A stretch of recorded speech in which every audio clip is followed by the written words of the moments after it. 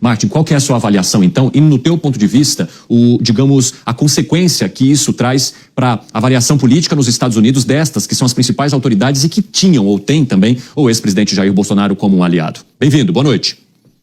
Boa noite, obrigado pelo convite. Acho que tem duas consequências. A primeira, como você ressaltou já, é que a ação do ministro Alexandre de Moraes acontece um dia depois de ter uma flexibilização dos Estados Unidos após os meses que o Lula e o Alckmin ficaram implorando para reverter algumas das tarifas, né?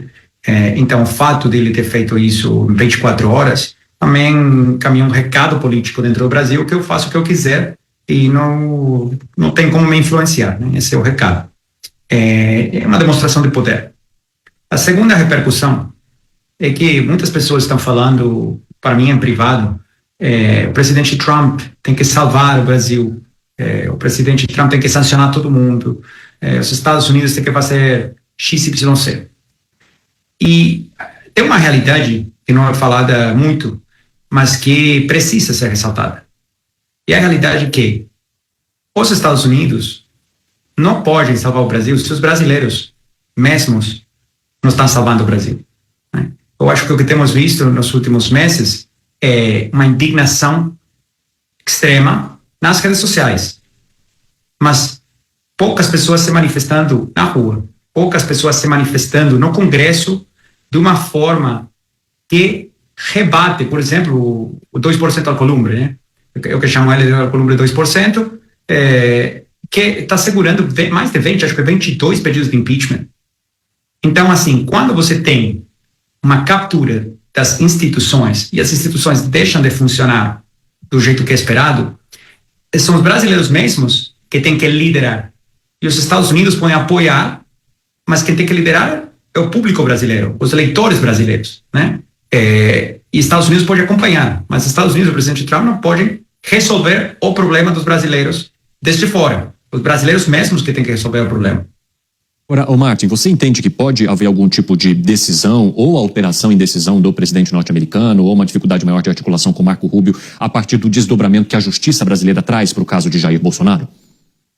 Com certeza, é absolutamente possível, mas também eu acho que tem uma parte das pessoas que tomam essas decisões que está muito de olho para ver o que os brasileiros farão por si mesmos, né? Porque isso aqui não é sobre Jair Bolsonaro. E também eu vejo que tem muitas pessoas da direita descartando Bolsonaro, né? Isso aconteceu, estamos acostumados a ver isso, aconteceu nos Estados Unidos, no ano 2022, depois que, 2021, 2022, depois que o presidente Trump saiu da Casa Branca, não tinha ninguém em Mar-a-Lago. Era um lugar bem solitário, certo? Todo mundo tinha descartado o presidente Trump. Quando começaram a fazer os indictments, né, os inquéritos, e que teve muitos, os julgamentos do presidente Trump, várias figuras da direita se afastaram rapidamente e falaram que elas eram as pessoas indicadas para acabar com a polarização, etc., né? Mas a verdade é que os eleitores conservadores nos Estados Unidos rejeitaram isso e acabaram retornando o presidente Trump à Casa Branca com as maiores quantidades de votos da história recente dos Estados Unidos.